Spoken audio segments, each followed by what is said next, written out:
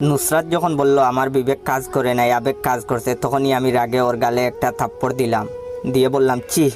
বাবাকে বললাম, বাবা এরে তুমি বিয়ে করতে পারবে না, নইলে তোমাকে তেজ্য আব্বা করে দেব। বাবা বললেন, তো কি হয়েছে, আমি নুসরাতকে বিয়ে করলে তোর মতো আরো 1000টা সন্তান হবে আমার। আমি অনেকটা কষ্ট করলাম। তখনই নুসরাত বলল বাবাকে, সরি আঙ্কেল, আমি পারবো না আপনাকে বিয়ে করতে। আমি নুসরাতের কথা শুনে হাসতে হাসতে বললাম, ময়ে ময়ে ময়ে ময়ে।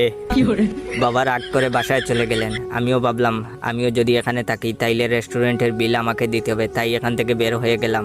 বাসায় বসে বসে এফবিতে ঢুকছি। বাবা দেখি ওনার এফবি আইডির নেম চেঞ্জ করে দিছেন, এখন নেম দিছেন হ্যামিলিয়নের বাসিওয়ালা। বাবা দেখলাম কয়েকদিন সেট পোস্ট এফবিতে করলেন। হঠাৎ দেখি বাবা রোমান্টিক পোস্ট করা শুরু করলেন। মনে মনে বাবা শুরু করলাম, লুচ্চা বাপটা আবারও হয়তো আরেকটারে পটাইছে। কয়েকদিন যাওয়ার পর বাবা দেখি হঠাৎ সেজে গুজে বাসা থেকে বের হচ্ছেন। ওনার গায়ের টি শার্টে লেখা হিসাব বুঝো না দুধু খাও। বাবাকে বললাম, বাবা কই যাচ্ছ? তো বাবা বললেন, জাহান্নামে তোর জন্য জান্নাত আনতে। আমি ভাবলাম হয়তো রাগ করে বলছেন। আমি বাবাকে জিজ্ঞাসা করায়, আর আরেকটা খুশি সংবাদ আপনাদেরকে বলতে ভুলে গেছি। আমার আর সাদিয়ার বিয়ের প্রস্তাব নিয়ে বাবা ওদের বাসায় গেছেন। সাদিয়ার মাও রাজি হয়ে গেছেন। এখন শুধু আমাদের বিয়ে করার পালা। সারাদিন বাবার অপেক্ষা করলাম, বাবার কোনো খোঁজ নাই, বাসায়ও আসেন নাই।